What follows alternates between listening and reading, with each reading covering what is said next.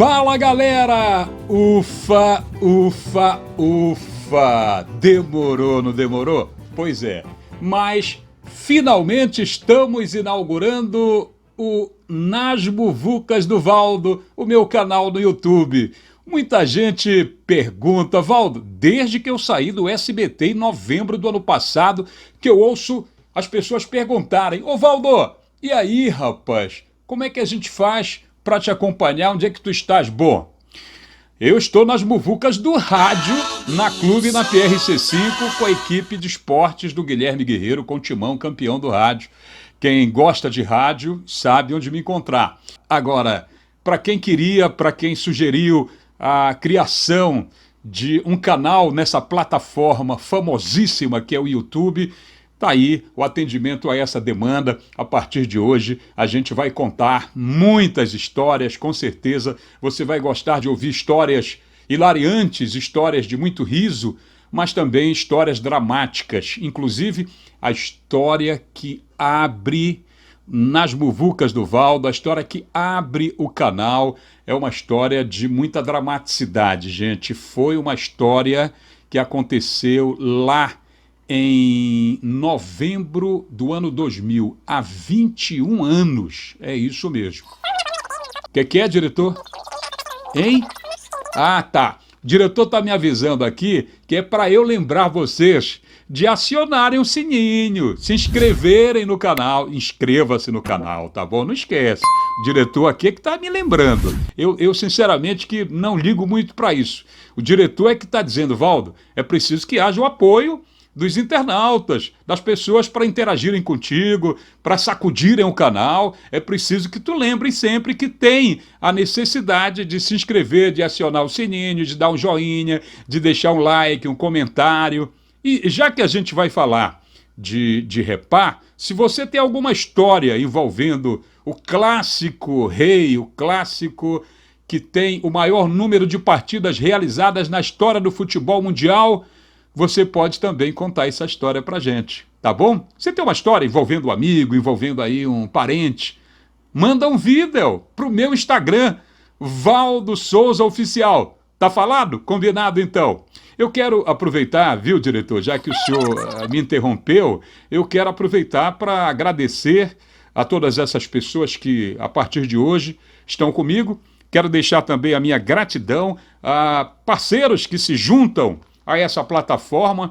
É uma nova etapa na minha vida profissional, né? Começa aqui uma nova trajetória. A gente está muito acostumado com rádio, com televisão. De repente, com a ajuda de todos vocês, com a ajuda dos parceiros comerciais, com a ajuda dos internautas, eu espero atender a todas as expectativas. Então, olha, muito obrigado ao Manolito, Nossa Água, Lotus Peças, Arte de Vó e Transmosqueiro.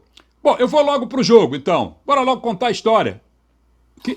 O diretor aqui tá que tá, vou te contar, hein, mano. Eu pensei que ao sair da televisão não fosse mais trabalhar com ponto eletrônico. O cara tá... Pera aí, rapaz. Pera aí. O que é pra falar, rapaz? Ah, pra me contar um pouco da história da Copa João Avelange.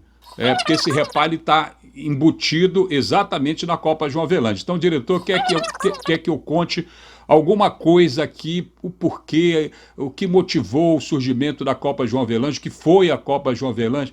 Bom, gente, no ano de 99, um ano antes, nós tivemos um imbróglio envolvendo Botafogo, São Paulo e Gama. O Gama foi rebaixado, mas o São Paulo lançou um jogador irregular, o Sandro Hiroshi. Esse jogador, ele pertencia ao Tocantinópolis e foi cedido ao Rio Branco de Americana. O São Paulo foi até o Rio Branco de Americana, pegou o jogador. E aí o São Paulo lançou o jogador contra o Botafogo, 6-1 para o São Paulo, e o Sandro Hiroshi até fez gol. Só que sujou, né? Melou tudo. Uma situação rocambolesca. Um quiprocó dos diabos aconteceu ali. Aí o Gama, percebendo isso, né? Percebendo que o jogador tinha atuado de forma irregular, foi para a Justiça Comum. Repito, o Gama ia ser rebaixado para a segunda divisão, hein? São Paulo e Botafogo sairiam sem nenhum problema, mas o Gama resolveu empastelar tudo. foi para o STJD da CBF, só que os caras fizeram ouvido de mercador. A Justiça Desportiva fez ouvido de mercador, fez vista grossa, e o Gama, então, não conformado, recorreu à Justiça Comum. E sabe o que aconteceu? A Justiça Comum deu provimento, deu razão ao time de Brasília. Só que a CBF ignorou e estabeleceu que o Gama não jogaria a Série A do ano 2000. Aí o que o Gama fez? Insistiu. A Justiça Comum acionou a FIFA. A FIFA acionou a CBF e não teríamos campeonato brasileiro no ano 2000. Aí é que vem a ideia, esses caras, esses cartolas, esse pessoal do Clube dos 13, hoje não, que o Estatuto do Torcedor e outras regrinhas de transparência impedem essas ações maléficas dessa gente que virava a mesa como quem troca de cueca. Então o que esses caras fizeram? Eles viraram a mesa, criaram um campeonato brasileiro que foi amistoso, não foi oficial. A Copa João Avelange não teve caráter oficial, só que entrou todo mundo, a mesa foi virada.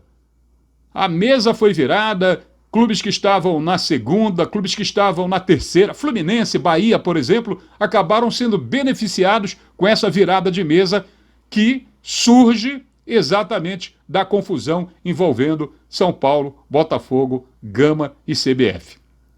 Tá bom, diretor? Tá satisfeito? Tá legal. Agora vamos voltar aqui para o jogo. O jogo aconteceu no dia 19 de novembro.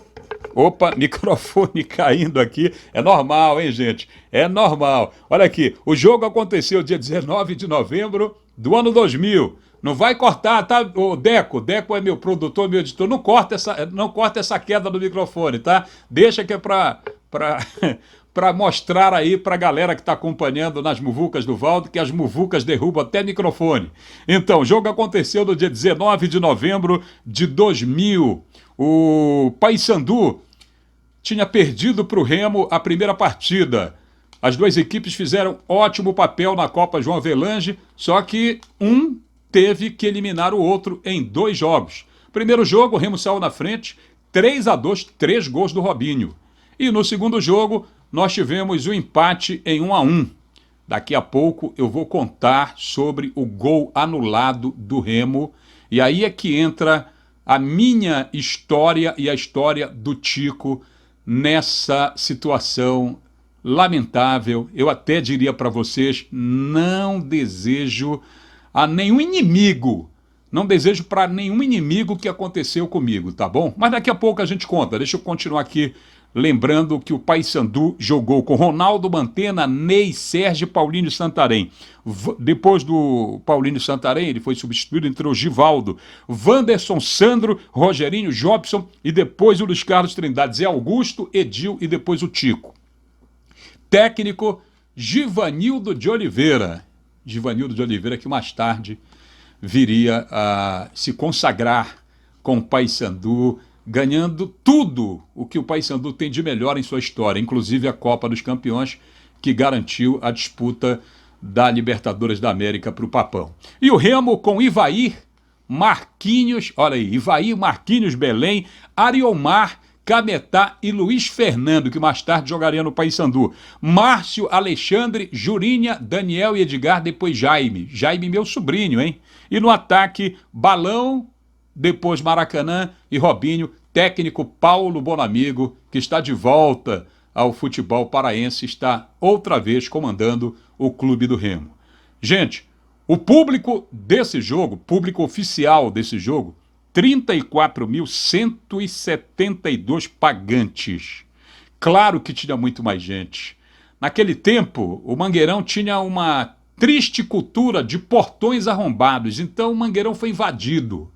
Havia torcedores, tanto de um lado quanto de outro, em profusão. O Mangueirão estava lotado, apinhado, gente saindo pelo ladrão. Muita gente.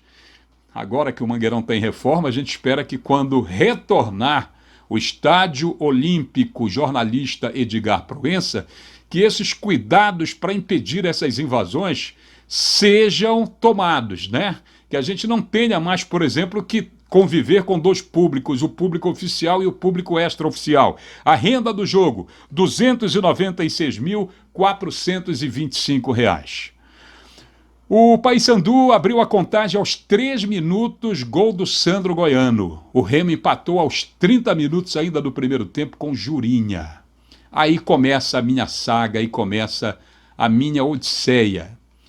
O Tico acabara de entrar no jogo e o árbitro Antônio Pereira da Silva cometeu o engano de dar a ele um cartão vermelho. A falta que foi sinalizada pelo árbitro, a falta existiu, mas não foi uma falta feita pelo Tico, foi feita pelo Mantena. Olha só, ele confundiu os dois desprovidos de cabelo, foram confundidos pelo árbitro goiano Antônio Pereira da Silva. O Guilherme Guerreiro, lá em cima, na cabine da Rádio Clube, percebeu essa confusão do árbitro que apitava aquele repá decisivo. E aí o Guerreiro orientou a equipe, principalmente orientou a mim, porque eu era o repórter que tinha essa incumbência. Eu não era ponta de gol naquele jogo. Eu estava ali ao lado do gramado. E o Guerreiro disse: olha aí, Valdo, o Tico foi injustamente expulso. E eu me aproximei, eu abordei o Tico exatamente para dar um apoio moral para ele, né? Que servisse de alento que nós entendíamos a injustiça que ele havia sofrido. Só que jogador de cabeça quente, isso eu aprendi. Jogador expulso, a gente não entrevista. Eu aprendi com a dor, poderia ter aprendido com amor, né? Mas acabei aprendendo com a dor e doeu. Doeu porque ele espalmou o microfone no meu rosto. Ó. No que ele espalma o microfone no meu rosto, o sangue ferveu. E aí eu fui atrás dele e dei um toco no calcanhar dele e disse: você não precisava fazer isso. E achei que era assunto resolvido. Só que se eu esquentei a cabeça, o Tico já estava com a cabeça fervendo. Ele já saiu dali em completo desequilíbrio emocional. Ele virou-se, eu estava de costas, e ele me deu uma rasteira. Eu caí na pista olímpica e já levantei, não enxergava nada na minha frente, além do Tico. E aí a confusão passou para dentro de campo. Reparem o seguinte, o árbitro Antônio Pereira da Silva, ele olha, ele vê essa confusão começar e não teve a prudência de pedir ao árbitro substituto, salvo engano era o Pedro Gilmar Dantas da Cunha, para que limpasse a área e depois recomeçasse o jogo. Ele autorizou a cobrança de falta ao Jaime. O Jaime é quem faz a cobrança de falta, você pode ver nas imagens, inclusive, que a gente está exibindo, você vê que ele autoriza, o Jaime cobra, o Robinho domina fora da área, entra na área dando lençol no Ney, faz um golaço, uma pintura. Que coisa, né, Robinho? Desculpa, meu irmão. Fala, Valdo. Como é que tá, meu amigo? Então vamos recordar, né? Aquela tarde maravilhosa que o nosso clube do Remo fez aquele jogaço, né? Que nos deu a classificação para a finais lá da Copa João Avelange. E você foi um dos protagonistas daquele episódio. Claro, junto comigo, que fiz aquela obra de arte que parecia que o Mangueirão ia cair, né, com aquele golaço. Um bom passe do Jaime, né, onde eu dominei a bola e deixei ela quicar e bati de primeira, um golaço, bati o cruzado, onde nós havíamos empatado o jogo ali com o Jurinho, né? E o campo tava propício, né, para um gol daquela obra de arte. Mangueirão lotado, Torcida do Remo esmagadora, compareceu em peso, acreditando sempre na nossa equipe. Então, vocês ouviram aí o Robinho falar a respeito do lance. Eu não estou querendo me eximir de culpa. Eu reconheço, tanto é que estou aqui, cortando na carne, né? Estou cortando na carne, dando a mão à palmatória, dando a cara a bofete, contando essa história. Mas que o Antônio Pereira da Silva poderia ter evitado, por exemplo, a anulação desse gol do Robinho, que foi o gol mais bonito da carreira do jogador. Isso podia. Guerreiro, você que estava narrando esse jogo, eu até falei sobre isso já, o que você entendeu daquele momento, daquele lance tão polêmico no Mangueirão? Fala, Guerreiro. Que muvuca quente é essa, hein, Valdão? Copa João Avelange do ano 2000, lá se vão 21 anos. Realmente, o árbitro Antônio Pereira da Silva cometeu vários equívocos nesse jogo, né? O principal, no meu entendimento, foi anular o gol do Robinho, porque ele deu sequência, ele poderia ter parado antes, e acabou dando sequência à jogada, e o golaço do Robinho acabou tornando-se nulo pela decisão do árbitro. Acabou não influenciando no fecho da classificação, porque o Remo, com o empate, conseguiu a sua permanência, a sua subida, digamos, para o módulo azul, que no fundo, nunca aconteceu. Mas o relato da expulsão do Tico foi feito exatamente pelo equívoco também do árbitro. Não era o Tico para ser expulso. Então ele se equivocou e eu tive que fazer o alerta para os ouvintes e para a equipe, para que a gente pudesse, inclusive, esclarecer o lance. O esclarecimento não foi muito legal, né? Enfim, as consequências e tudo mais. Acontece que o fato foi registrado de qualquer maneira. Rendeu muito, hein, Valdão? Um abraço. Obrigado, Guerreirão. E colocando também um especialista em arbitragem, coloco para vocês aqui, coloco para a gente aqui no canal, o Fernando Rodrigues, que hoje é o nosso analista de arbitragem nas transmissões da Rádio Clube. Fernando Rodrigues é o tirateio, meu VAR da Clube. E aí, Fernando? Olá, Valdão. Grande abraço, meu amigo. Fico muito feliz de saber que você agora passa a contar um pouco das nossas histórias, daqueles momentos memoráveis de grandes jogos do futebol paraense. E hoje a gente está aqui lembrando exatamente daquele repá. O ano é 2000, Copa João Avelange. E aí teve um momento do jogo ali em que foi marcada uma falta, o atleta do Paysandu foi expulso, saindo de campo ali, você corre para entrevistá-lo, nós não tínhamos todo esse processo, desse protocolo que existe hoje, da imprensa não poder entrevistar, e aí você correu para entrevistar o Tico, que saiu de cabeça quente, e aí ele empurra o microfone, bate em você, bateu no seu rosto, você ficou ali aborrecido, dá um totozinho nele, ele volta, chuta você, e aí começa aquela confusão ali do lado do campo. Só que nesse momento o Antônio Pereira da Silva, o Tonhão, o árbitro da FIFA de Goiás, tinha marcado uma falta, né, contra ali a meta do Paysandu. E aí ele olha rapidamente ali para o lado, para aquela confusão, só que ele apita.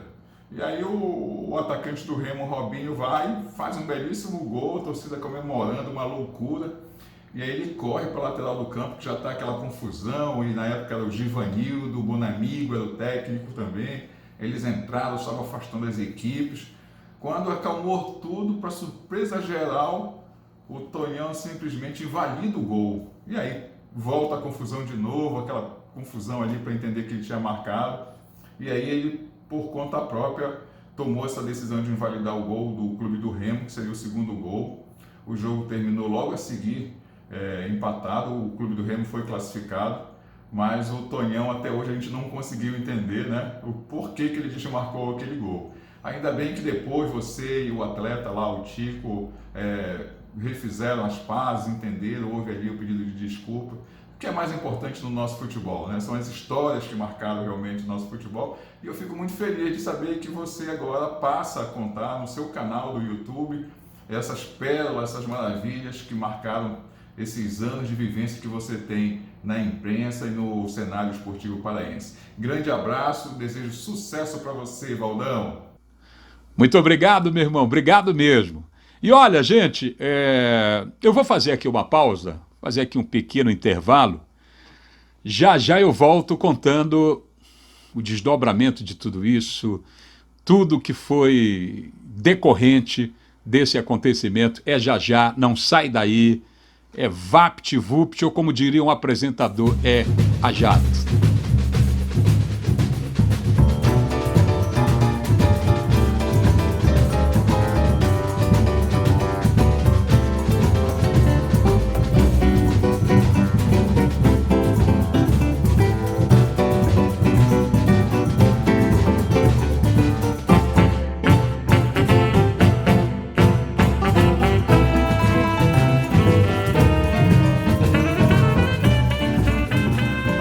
Estamos de volta contando a história do Repá da Copa João Avelange, a segunda partida. O Remo jogava pelo empate, ainda bem, hein? Porque depois de toda essa confusão, imagina se o Paysandu ganha o clássico. Não que eu estivesse ali para torcer pelo Remo ou torcer pelo Paysandu, mas é que a minha pele estava em jogo. Imaginem vocês, se o Paysandu termina o clássico ganhando o jogo, tendo o gol do Robinho sido anulado por uma confusão ou por conta de uma confusão em que eu fui protagonista, meu Deus, só para vocês terem uma ideia, a confusão toda demorou 5 minutos. Olha, eu saí pela esquerda, como diria o Leão da Montanha, aquele personagem de desenho animado, porque jogadores do Paysandu vieram para cima de mim. Jogadores do Remo, capitaneados pelo Jaime, meu sobrinho, vieram em meu favor. A polícia também interveio, mas foi assim uma muvuca quentíssima. Foi uma treta que vocês não queiram imaginar.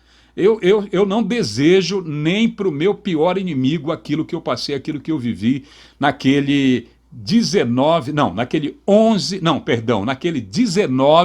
de novembro do ano 2000. Eu fui parar perto dos vestiários do Remo. Eu desci escada abaixo e perdi microfone, perdi cacheta de publicidade, perdi fone de ouvido, saiu tudo. Um negócio impressionante, terrível. E aí o jogo recomeça, 5 minutos depois da confusão, ele deixa a falta ser cobrada. Aliás, ele depois de tudo que aconteceu, 5 minutos de confusão, o jogo recomeça.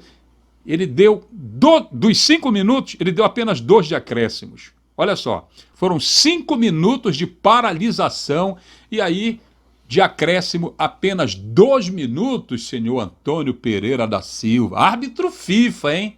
Olha que às vezes a gente fica subestimando a arbitragem paraense. A gente até teve, né? O Delson Freitas foi árbitro FIFA, não é mais. Entretanto, tem muita gente aqui que não é FIFA, que apita melhor do que esses árbitros que têm esse cabedal, esse cacife. Mas, gente, vamos trazer o Jaime, meu sobrinho, para contar aqui a história da cobrança de falta, o momento ali do aperreio, do perrengue, porque eu passei.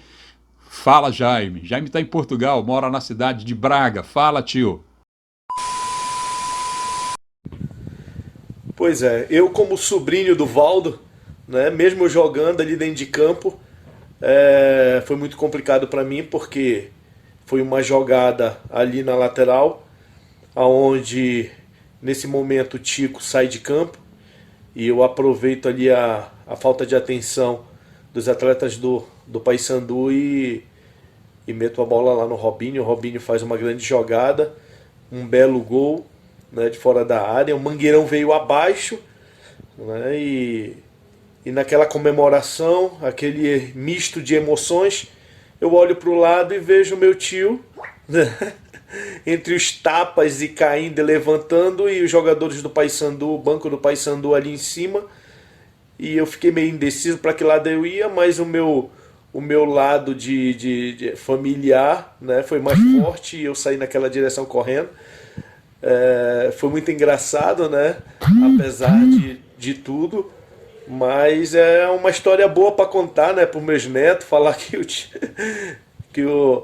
enquanto eu jogava, o meu tio estava ali do lado de fora do campo e dentro do campo também, entrelaçado entre uma confusão com o atleta, né? Obrigado, Deus te abençoe. A gente se trata assim, né? Tem famílias que não mantêm, não preservam essa tradição da bênção, mas onde quer que os meus sobrinhos, meus filhos e agora o meu neto, onde quer que eles cheguem, é sempre bença tio, bença pai, bença avô. Por isso eu faço questão de abençoar o Jaime depois do vídeo dele aqui nas muvucas do Valdo. Então, gente, o Carlos Ferreira, na terça-feira, eu fui à igreja e tinha um programa na Rádio Clube do Pará, Clube da Manhã, segundo tempo, de 9 ao meio-dia. E o Carlos Ferreira me surpreende, aliás, não deveria me surpreender em se tratando de Carlos Ferreira e da sua genialidade. Ele teve um insight, teve a ideia de levar até a emissora o Tico. Olha só, ele trabalhava na RBA à época, hoje está na TV Liberal. Um abraço ao Carlos Ferreira. E ele levou o Tico até o terceiro andar da RBA, onde funcionam os estúdios da Rádio Clube, e nós fizemos as pazes ali. O Tico entendeu qual era a minha intenção, exatamente como eu disse para vocês, o que eu queria era hipotecar minha solidariedade, levar um alento, um consolo, e ele intempestivamente reagiu achando que eu iria, talvez, fazer uma pergunta imbecil, uma pergunta idiota, como foi imbecil e idiota a atitude do árbitro em expulsá-lo de forma enganosa. E aí nós nos cumprimentamos, trocamos abraços, era permitido, não era época de pandemia, não tinha distanciamento social, não precisava usar máscara.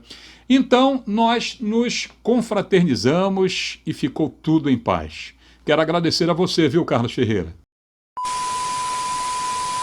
Fala, Valdão, meu irmão, tudo bom? Quantas jornadas juntos, né, Valdo? Lá no começo de carreira, quantas histórias. E aí surge essa do enfrentamento ali, você, Tico, no gramado do Mangueirão, durante um repá da Copa João Avelange em 2000. E claro que aquele episódio ali está na contramão das funções do esporte, de promover amizades, de aproximar pessoas. E, no entanto, o que vocês fizeram logo em seguida valeu sim como melhor mensagem daquilo que o esporte pode transmitir à sociedade. Afinal de contas, houve todo um desgaste, e quando eu lhe procurei para propor um encontro com o Tico no seu programa na Rádio Clube, você recebeu o Tico no estúdio da rádio, e ali, tendo o público como testemunha, vocês se reconciliaram, tal como na briga de vocês, em que o público ouviu e foi testemunha, porque ouviu todos os relatos na transmissão daquele jogo por todas as emissoras daquele jogo Remo e Paysandu. Houve um momento de incivilidade em que vocês foram movidos por impulso, mas aí houve um motivo de plena civilidade em que vocês estavam movidos pela consciência. E isso é maior que tudo. Valeu, Valdão. Grande abraço. Obrigado, Carlos Ferreira. Então essa foi a história que envolveu o jogador Tico nesse repá da Copa João Avelange. Gente, é só uma das muitas histórias que a gente tem para contar nas muvucas do Valdo, o nosso canal no YouTube. Eu espero que você tenha gostado. Deixe o seu comentário. Não esqueça, inscreva-se no canal, acione o sininho, dê seu like, não esqueça, dê o seu joinha, que é para a gente ir sentindo como é que tá esse canal. Porque se eu perceber que não tem sininho tocando, que não tem joinha, que não tem like, que ninguém vai comentar, eu não tô doido para ficar falando sozinho. Ó, um beijo para vocês e até a próxima. Não esqueça, acione o sininho, dê seu like, dê o seu joinha, faça um comentário, inscreva-se no canal. Mais uma vez, obrigado, pessoal do Manolito, Nossa Água, Lotus Peças, Arte de Vó, Transmosqueiro. Muito obrigado a todos e até a próxima.